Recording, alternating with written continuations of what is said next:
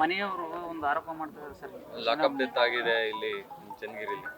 Lockup death ಅಂತೇಳಿ ಮನೆಯವರು ಆರೋಪ ಮಾಡ್ತಾ ಇದ್ದಾರೆ. ಈ ಕಡೆ ಲೋ ಬಿ ಪಿ ಆಗಿದೆ ಅನ್ನೋದು ಮಾಹಿತಿ ಕೇಳ್ತಾ ಇದೆ.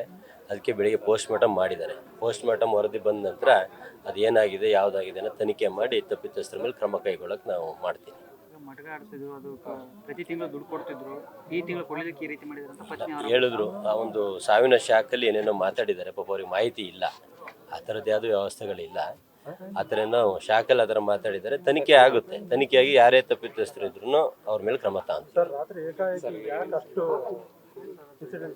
ಪೊಲೀಸ್ನವರು ಯಾವುದೋ ವಿಚಾರಣೆಗೆ ಅಂತ ಕರ್ಕೊಂಡು ಹೋಗಿದ್ದಾರೆ. ಕರ್ಕೊಂಡು ಹೋದಂಥ ಸಂದರ್ಭದಲ್ಲಿ ಸಾವಾಗಿದೆ. ಅವರಿಗೂ ಒಬ್ಬ ಮನೆಯ ಮಗನ ಕಳ್ಕೊಂಡಂಥ ನೋವಿನಲ್ಲಿ ಇವೆಲ್ಲ ಆಗೋದು ಸಹಜ ಪ್ರಕ್ರಿಯೆ.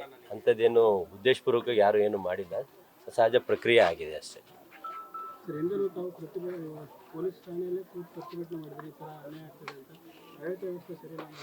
ಹಿಂದೆ ಆ ಥರ ಅಧಿಕಾರಿಗಳಿದ್ರು, ಆ ಅಧಿಕಾರಿಗಳು ಹೋದ್ರು. ಈಗ ಉತ್ತಮವಾದ ಅಧಿಕಾರಿಗಳಿದ್ದಾರೆ, ಉತ್ತಮವಾದ ಕೆಲಸ ಆಗ್ತಾ ಇದೆ. ಯಾವುದೂ ಇಲ್ಲ, ಎಲ್ಲ ನಮ್ಮವರೇ. ಸಾವಾಗಿರೋದು ನಮ್ಮವರೇ, ಗಲಾಟೆಯಲ್ಲಿ ಭಾಗಿಯಾಗಿರೋ ನಮ್ಮವರೇ. ಆ ರೀತಿಯನ್ನು ಯಾವುದೂ ಆಗಿಲ್ಲ. ಇದು ಉದ್ದೇಶಪೂರ್ವಕ ಯಾವುದೂ ಆಗಿಲ್ಲ.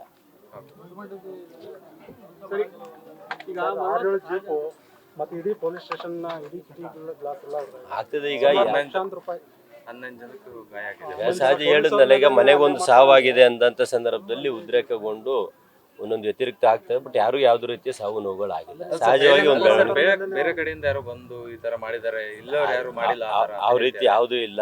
ಸಹಜವಾಗಿ ಆ ಗುಂಪಲ್ಲಿ ಯಾರು ಒಬ್ರು ಇಬ್ರು ನೋವಿಂದ ಮಾಡಿರ್ತಾರೆ ಬಿಟ್ರೆ ಅಂಥದ್ದೇನು ಉದ್ದೇಶ ಯಾರು.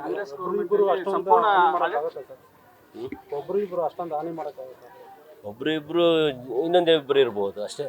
ಸಾಮಾನ್ಯ ಅಲ್ಲ. ಈಗ ನೋವಿದ್ದಾಗ, ಯಾರ ಮನೆಗಾರ ನೋವಿದ್ದಾಗ ಆ ಉದ್ರೇಕಗಳು ಸಹಜ ಅಲ್ಲ. ಆ ಸಹಜ ಪ್ರಕ್ರಿಯೆ ನಡೆದಿದೆ ಬಿಟ್ರೆ ಇದ್ರಲ್ಲಿ ಯಾವ್ದು ಉದ್ದೇಶಪೂರ್ವಕ ಯಾವ್ದು ಆಗಿಲ್ಲ. ಕಾನೂನು ಸುವ್ಯವಸ್ಥೆ ಹದಗೆಟ್ಟಿದೆ ಸರ್. ಕಾಂಗ್ರೆಸ್ ಸರ್ಕಾರದಲ್ಲಿ ಈ ತರ ಎಲ್ಲ ಗಲಾಟೆಗಳಾದ್ರೂ ಅದನ್ನ ಸಮರ್ಥನೆ ಮಾಡ್ಕೊಳ್ತಾ ಇದ್ದಾರೆ ಸರ್. ಇಲ್ಲ, ಕಾನೂನು ಸುವ್ಯವಸ್ಥೆ ಬಹಳಷ್ಟು ಚೆನ್ನಾಗಿ ನಡೆಸ್ತಾ ಇದ್ದಾರೆ ನಮ್ಮ ಪರಮೇಶ್ವರ್ ಸರ್ ಅವರು.